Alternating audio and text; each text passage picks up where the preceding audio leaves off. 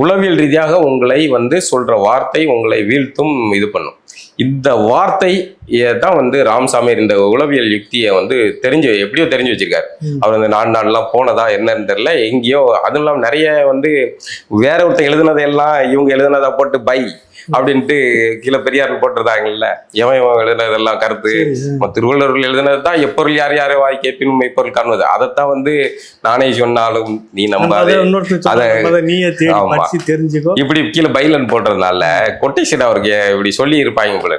அதை உள்வாங்கிட்டு தான் அவர் வந்து தமிழர்கள் மீது இந்த உளவியல் யுக்தியை நடத்தினார்.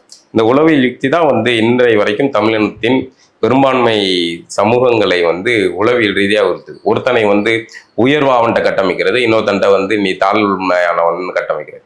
இவர்களுடைய அரசியலே எவ்வளவு கேவலமானதுன்னா, இன்னும் வந்து அட்டவணை பிரிவினர், ஷெட்யூல் கேட்டகரி, அந்த வார்த்தை அட்டவணை பிரிவினர், அந்த அட்டவணை பிரிவினருக்கு இவனை வச்சிருக்க மொழிபெயர்ப்பு தாழ்த்தப்பட்டோர். அப்போ வந்து இப்ப அந்த சமூக மக்கள் அதை வந்து உள்வாங்கும் போது, அவர்கள் இது பண்ணும் போதெல்லாம் தாழ்த்தப்பட்டவர்கள்ங்கிற வார்த்தை, அந்த வார்த்தை அவர்களை மீண்டும் மீண்டும் கீழே தள்ளும்.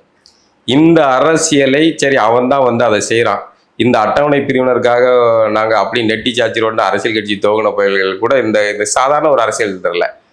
அது ஷெட்யூல் கேட்டகரி, பேக்வேர்டு கேட்டகரியை பிற்படுத்தப்பட்டோர் பிரிவினர்னு மொழிபெயர்க்க தெரிஞ்சவனுக்கு ஷெட்யூல் கேட்டகரியை அட்டவணை பிரிவினர்னு மொழிபெயர்க்க தெரியல, ஏன் அதை மாத்தல? அதை விட இன்னொன்று அரசியல். இங்க வந்து அந்த துறைக்கு பேர் வந்து ஆதிராவிட நலத்துறை. எங்க வந்து ஆதிராவிட நலத்துறை, ஏன் அதுக்கு ஆதிராவிடர்னு பேர் வச்ச? அது ஆதிராவிடர்னா பிசியை வந்து நீ பாதி திராவிடர்னு வச்சிருக்கணும்ல, எம்பிசியை வந்து மிகவும் குறைந்த பாதி திராவிடர்னு வச்சிருக்கணும்ல, ஏன் வைக்கல? அப்போ இந்த ஆதி திராவிடர்ங்கிற வார்த்தையை ஒரு குறிப்பிட்ட பிரிவினருக்கு சூட்டி அந்த மக்களை வைத்து இவர்கள் வந்து அந்த திராவிடத்தை தக்க வைக்கணுங்கிற யுக்தி.